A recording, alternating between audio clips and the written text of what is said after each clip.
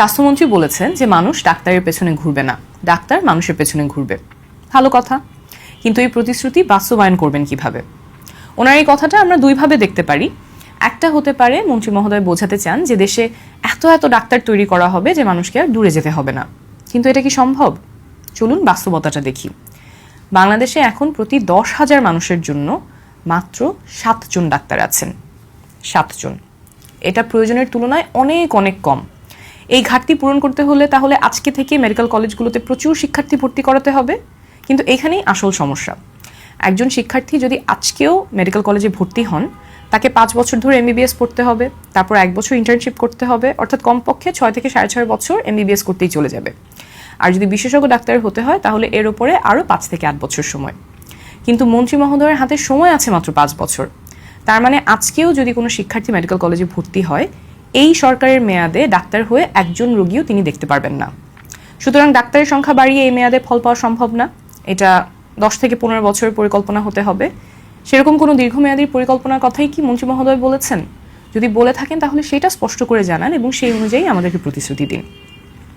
আরেকভাবে ওনার এই কথাটা আমরা দেখতে পারি, যদি মন্ত্রী মহোদয়ের উদ্দেশ্য হয় যে শুধু রোগ হলে চিকিৎসা না, বরং রোগ হওয়ার আগেই ডাক্তার মানুষের কাছে পৌঁছাবে, গ্রামে গ্রামে মানুষের কাছে যাবে, প্রতিরোধমূলক কার্যক্রমের উপরে জোর দেওয়া হবে, তাহলে এটা খুবই ভালো পরিকল্পনা। কিন্তু সেখানেও প্রশ্ন কম নয়। আমাদের দেশে 68% মানুষ গ্রামে থাকেন, অথচ প্রায় 75% ডাক্তার থাকেন শহরে। যুগের পর যুগ ধরে এই অবস্থায় চলে আসছে। কেন? একজন ডাক্তার ঢাকায় বসে প্রাইভেট প্র্যাকটিস করলে মাসে যা আয় করেন, উপজেলা স্বাস্থ্য কমপ্লেক্সে সরকারি চাকরি করলে তার থেকে অনেক কম উপার্জন করেন। গ্রামে সন্তানের জন্য ভালো স্কুল নাই, পেশাগত উন্নতির সুযোগ কম, দক্ষতা বাড়ানোর সুযোগ কম, নিরাপত্তারও অনেক ঝুঁকি আছে। এগুলো সহ আরও অনেক কারণে অনেক উপজেলা স্বাস্থ্য কমপ্লেক্সে পদ অনুমোদিত থাকলেও সেই পদে ডাক্তার নাই। তাহলে মন্ত্রী মহোদয় যদি সত্যিই ডাক্তারকে মানুষের দোরগোড়ায় নিয়ে যেতে চান, শুধু নির্দেশ দিলে হবে না। ডাক্তারের জন্য গ্রামে থাকাটাকে আকর্ষণীয় করে তুলতে হবে।